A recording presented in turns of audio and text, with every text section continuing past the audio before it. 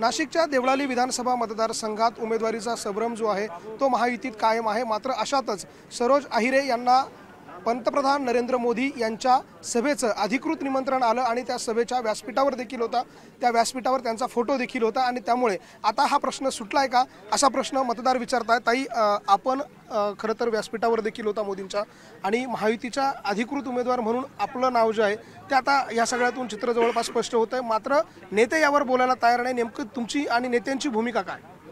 माझी भूमिका स्पष्ट आहे की महायुतीची विद्यमान आमदार म्हणून मला राष्ट्रवादी काँग्रेस पक्षाने घड्याळ या चिन्हावर लढण्यासाठी एबी फॉर्म दिलेलाच होता आणि 22 तारखेला मला एबी फॉर्म मिळाला आणि तो मी 26 तारखेला निवडणूक अधिकाऱ्यांकडे जमा सुद्धा केला। परंतु 29 तारीख ही शेवटची तारीख होती फॉर्म भरण्याची। त्यामध्ये काही एबी फॉर्म हा शिंदे गटाकडून आला, शिवसेनेकडून आला।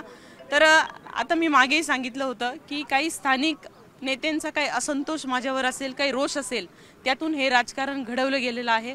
तर पक्षश्रेष्ठींनी याची दखल घेऊन योग्य तो मार्ग काढावा। काल पूर्व हेमंत गोडसे असं म्हणाले की आम्हाला लोकसभेला त्रास दिला गेला, तिकडे समीर भुजबळांनी सुहास कांदेंच्या विरोधात बंडखोरी केली आहे। एकीकडे हा भुजबळांवरचा राग तुमच्यावर निघतोय?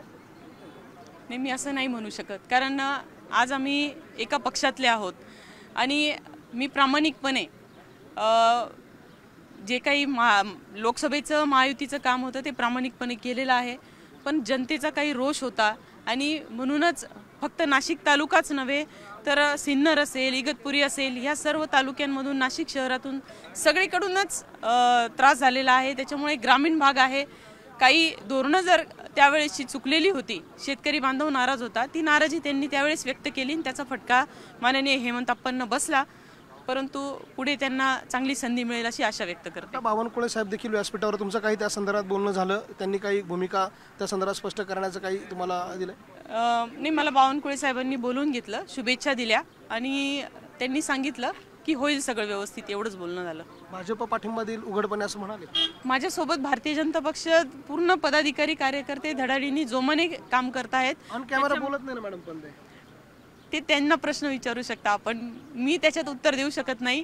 मी महायुतीची उमेदवार आहे आणि मी लढण्यासाठी जिंकण्यासाठी मैदानात उतरले आहे, त्याच्यामुळे मी माघार प्रश्न येतच नाही। लढायचं आहे आणि निवडून यायचं आहे, हेच ध्येय आहे। राजकारण हे खालच्या पातळीवर चालूच राहणार आहे आणि बघूया पुढे। शेवटी याला सर्वांना उत्तर मी तुम्हालाही सांगितलं, 23 तारखेला माझा मायबाप जनता जो माझा आधार आहे हे सर्व उत्तर ते देतील। अजित पवारांशी या सगळ्याच्या संदर्भात काही बोलणं झालं, त्यांनी काही तोडगा काढण्याचं आश्वासन दिलं? दादांनी सांगितलं आहे की मी मुख्यमंत्री साहेबांशी चर्चा करून योग्य तो पर्याय काढतो आणि मला पूर्ण विश्वास आहे माझ्या नेत्यांवर की याच्यातून चांगला मार्ग निघेल। आपण बघतोय देवळाली विधानसभा मतदारसंघाच्या महायुतीचा आणि विशेषतः अजित पवारांच्या राष्ट्रवादी काँग्रेस पक्षाच्या अधिकृत उमेदवार सरोज अहिरे आपल्यासोबत होता।